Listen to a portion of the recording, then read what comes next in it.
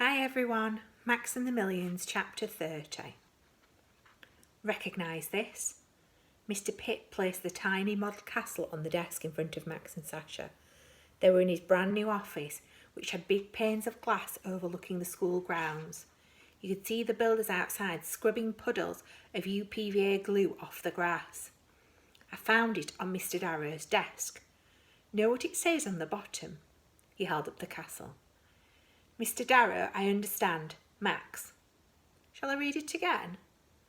Max stared back at him. He didn't even blink. Mr. Pitt put the castle back down. Oh, Max, where do I start? Breaking into a member of staff's room, filling it with sand? That's 2 reasons for expulsion right there. And that's before I get to all the damage those girls caused to the school under your supervision. Sasha stood up. Sir, that was as much my fault as it was Max's, and... Sit down, Sasha, Mr. Pitt barked. Sasha sank back down into his chair. Mr. Pitt smiled. The thing is, Max, I know it was Sasha's fault as well. I could say that the girls were to blame too. I could even say that it was my fault for leaving 50 young girls under the care of 2 10-year-old boys. Ha ha! But I'm not going to do that. And do you know why, Max? Mr. Pitt leant forward until it seemed like his face was only millimetres from Max. Because I believe in what's known as getting rid of the rot. Because if St. Goliath's is ever going to be the best school in the country, which it will, then we want the smartest children, the best athletes, the richest parents. We have plenty of room for people like Sasha, but none for people like you or Mr. Darrow. Not anymore. Sasha stood back up. Sir, this is outrageous. Max hasn't done anything wrong. You can't expel him just because... Mr. Pitt lifted the phone. It would be very easy to expel you too, Sasha. I could call your parents right now and tell them Mr. Darrow's room was so filthy when I turned up, the floor was infested with bugs. I could write you a permanent record so vile, so disgusting that no other school will ever take you. Sasha looked at the phone, his eyes widened. Your choice. The question is Max worth it? Max waited for Sasha to answer, but he didn't. He was looking at Max helplessly, his face torn.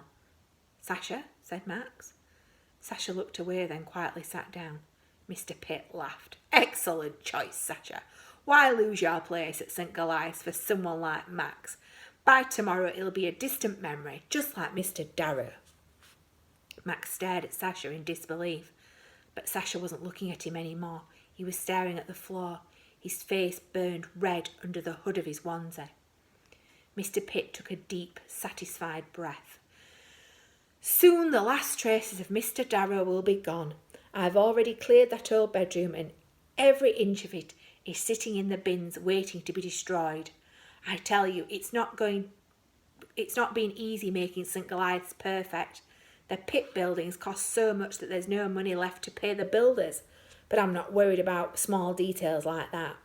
By the time anyone works out that the school is bankrupt, I'll be long gone. And Sasha will never breathe a word of this to anyone. Will you, Sasha? Sasha kept staring at the floor. A buzzer rang on Mr. Pitt's desk. Aha, said Mr. Pitt cheerily. That'll be the governor's. They're wanting me at the school gates, and just in time too. Looks like the builders have finished cleaning the grounds. You two can wait here till I'm done. He strode towards the door. Oh, and here you go, boys. Something to remember Mr. Darrow by. He placed the model castle on the desk. Max reached to take it. Smash! Mr. Pitt crushed the castle to splinters with his fist. I always win, Max. Never forget that. He stepped out the door and locked it behind him. Max stared at the shattered castle. The last remnant of the model world gone. He had done everything he could to help Mr. Darrow, and he had failed. Worse than that, he had failed Luke. He had failed millions of tiny people. They had all been relying on him, and now they were all gone. He felt a hand on his shoulder. Sasha was trying to talk to him. Max, listen. He shoved the hand off. You don't have to say anything, Sasha. I get it. We were never really friends, were we? Sasha looked surprised, but Max simply turned his chair away.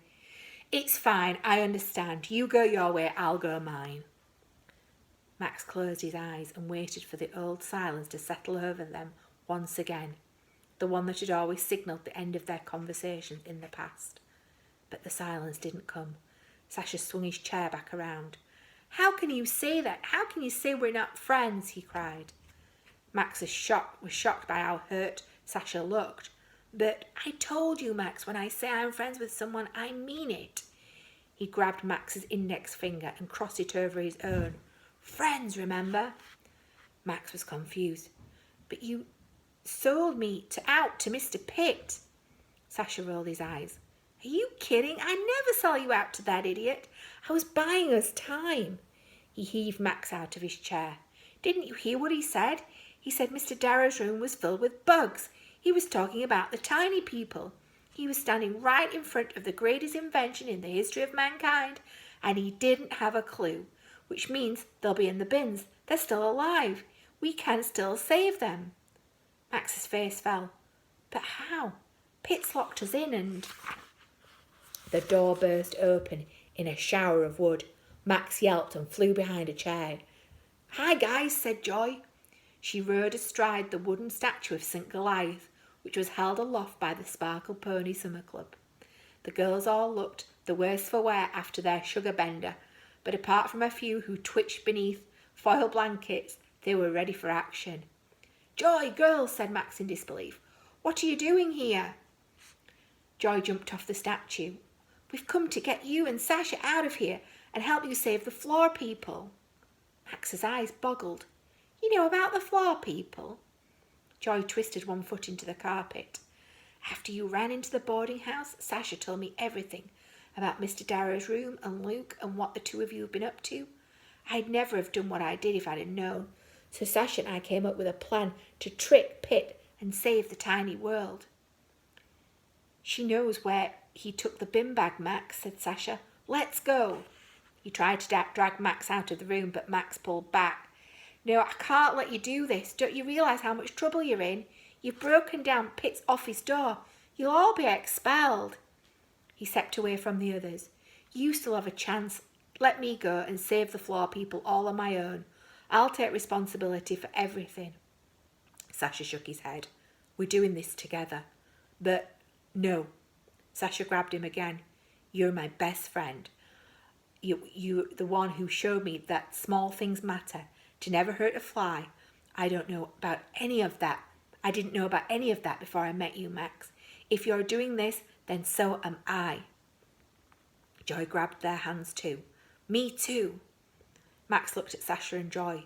They really didn't care about getting expelled. Okay, said Max, but we don't have long. Mr. Pitt's with the governors right now, and if they see us... Max trailed off. Sasha, Joy and the Sparkle Pony Summer Club were all smiling at each other. Yeah, said Sasha, about that. Mr. Pitt strolled towards the school gates, whistling a merry tune. Finally, everything was back on track. The school was finished. Max was on his way out. The governors were waiting at the gates to congratulate him. Mr. Pitt stopped. There was only one governor at the gate, and the longer Mr. Pitt looked, the more the governor looked like 3 5-year-old girls wearing a long coat and sitting on each other's shoulders. Or you, Pitt shouted. The 3 girls leapt off each other and sprinted in different directions. Mr. Pitt chased the slowest and weakest one. Come back here, he bellowed. When I catch you, I'll... He turned a corner and skidded to a stop. Standing in his path was the foreman, along with the rest of the builders. They looked furious. What's this about us not being paid, said the foreman. Mr. Pitt's face fell. Pardon? I just got off the phone with a journalist called Mrs. Max, said the foreman. She's doing an expose on the school and how there's no money left to pay us. The builders stepped forward, crackling their knuckles and wielding their sandwich tins and thermos flasks menacingly. Mr. Pitt backed away. That's not true. There's plenty of money. Now, catch those girls before... No, Damon, said the foreman. We've taken enough instructions from you. Haven't we, lads?